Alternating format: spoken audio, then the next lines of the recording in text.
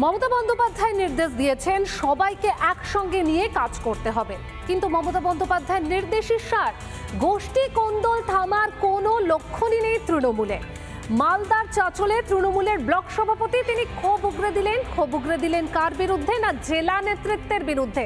আর এই যে শাসক দলের যে গোষ্ঠী কোন্দল তা নিয়ে কটাক্ষ করতে ছাড়েনি বিজেপিও।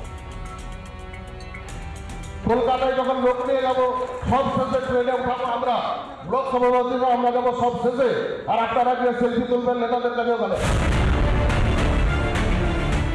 26-এর বিধানসভা ভোট যত এগিয়ে আসছে ততই তৃণমূলে বাড়ছে তাল ঠোকাঠুকি। নিচুতলার নেতাকর্মীরা ক্ষোভ উগরে দিচ্ছেন জেলা নেতৃত্বের বিরুদ্ধে। এবার গৃহযুদ্ধের ছবি মালদার চাঁচলে। গ্রন্থাগার কমিটি থেকে শুরু করে বিভিন্ন স্কুলের ম্যানেজিং কমিটি নির্বাচন, সর্বক্ষেত্রেই দলবাজির অভিযোগ তুলে কর্মী সভায় জেলা নেতৃত্বের বিরুদ্ধে ঝাঁঝালো আক্রমণ শানালেন ব্লক তৃণমূল সভাপতি আফসার আলী। সবথেকে নাম করা লাইব্রেরি কুমার সুব্রত লাইব্রেরি, সেখানে যে দুজন নাম নমিনেট করা হয়েছে সেখানে নাম দেখা গেল যাকে আমরা চিনি না, বুথের কর্মী চিনি না, সে কোনোদিন তৃণমূল করেনি, তার নাম রাখা হয়েছে। কি সামনে রাখবে এর জবাব জেলা সভাপতি মহাশয়ের কাছে জানতে চাইবো কোথা থেকে আসবে এই নামটা। এখানেই শেষ নয়, বিরোধীদের সুযোগ দেওয়ার অভিযোগ আনেন ব্লক সভাপতি। এর আগে আমরা সহ্য করেছি, কলেজ এবং স্কুলগুলোতে বিজেপি কংগ্রেসকে রাখা হয়েছে, পিপিতে বিজেপির লোককে রাখা হয়েছে, আমরা কোনো সুযোগ সুবিধা পাচ্ছি না সেখান থেকে। তার কথা শুনেছি কতটা সততা আছে কথাটাতে, আমরা তদন্ত করে দেখে যদি এরকম কোনো ঘটনা ঘটে থাকে তাহলে দ্রুতগতিতে রাজ্য কমিটিকে জানিয়ে সেটা ব্যবস্থা গ্রহণ করা হবে। গোষ্ঠীকুন্দল ক্রমশই গলার কাটা হচ্ছে শাসক দলের। রোগ আন্দাজ করে কয়েকদিন আগে নিরাময়ের পথও বাতলেছেন তৃণমূল নেত্রী মমতা বন্দ্যোপাধ্যায়। কি হলো, ঝগড়া করবেন না একসাথে লড়াই করবেন? একসাথে লড়াইটা হবে তো। ব্লক প্রেসিডেন্ট সবাইকে ডেকে নেবেন, জেলা প্রেসিডেন্ট অল ফ্রন্টাল অর্গানাইজেশনকে ডেকে নেবেন, যুব ছাত্র মহিলা ট্রেড ইউনিয়ন ফেডারেশন থেকে শুরু করে সবাই একসাথে কাজ করবেন। দলনেত্রীর এমন বার্তার পরেও বদলায়নি ছবি, যা নিয়ে কটাক্ষ করতে দেরি করেনি বিজেপি। এই গোষ্ঠীদ্বন্দ্ব নিয়ে তৃণমূলের এখানকার ভোটের রেজাল্ট নিয়ে যতই এরা ঢক্কানেদান করুক, দেখা যাবে লোকসভা ভোটের মতোই এদের হবে অবস্থা। অন্দরের দ্বন্দ্ব কাটিয়ে স্বাভাবিক ছন্দে কি ফিরবে ঘাসফুল শিবির, নাকি ভোট যত কাছে আসবে ততই আরো প্রকট হবে শাসকের খেয়োখেয়ী? রিপাবলিক বাংলা। মালদার ছবিটা তো আপনাদের সামনে তুলে ধরলাম, আরও একটা গোষ্ঠী কোন্দলের ছবি আপনাদের সামনে তুলে ধরি। কোলাঘাট সিদ্ধা 1 নম্বর গ্রাম পঞ্চায়েত, সেখানেও কিন্তু তৃণমূলের গোষ্ঠী কোন্দল। তৃণমূল অপসারণ করলো তৃণমূলকেই।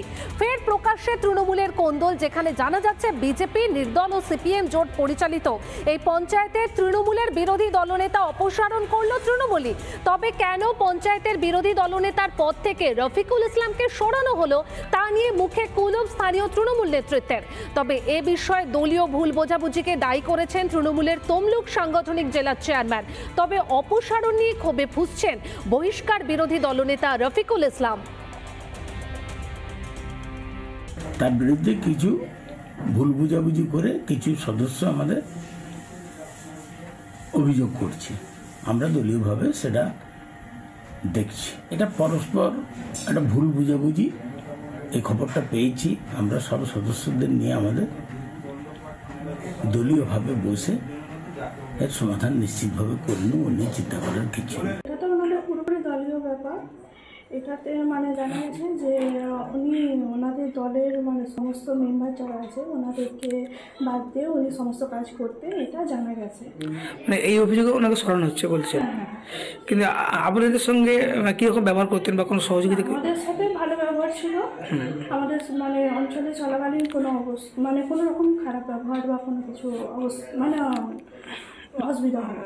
আমাকে বিরোধী দলনেতা থেকে সরানোর জন্য গ্রাম পঞ্চায়েত সদস্যরা অ্যাপ্লিকেশন করেছো বা সিগনেচার দিয়েছো, তাহলে আমার অপরাধটা কি? তখন তার উত্তরে মেম্বাররা বলেন যে না, আমরা কিন্তু জানতেই পারিনি, বুঝতেই পারিনি যে অপোজিশন লিডারকে সরানোর জন্য সিগনেচারটা নেওয়া হচ্ছে। ব্লক সভানেত্রী সম্মানীয় সুমিত্রা পাত্র, উনি নাকি আমাদের মেম্বারদেরকে বারবার প্রেসার দিয়েছেন, আমরা একটা বিপরীত মেরুতে কাজ করছি। নিজেদের মধ্যে দ্বন্দ্ব সৃষ্টি করে দিচ্ছি, নিজেদের মধ্যে ভেদাভেদ। নানা ধরনের কন্টেন্ট দেখার জন্য লাইক করুন, শেয়ার করুন আমাদের ফেসবুক পেজ, সাবস্ক্রাইব করুন আমাদের ইউটিউব চ্যানেল। পাশাপাশি অন্যান্য ব্রেকিং নিউজের জন্য অবশ্যই চোখ রাখুন রিপাবলিক বাংলায়।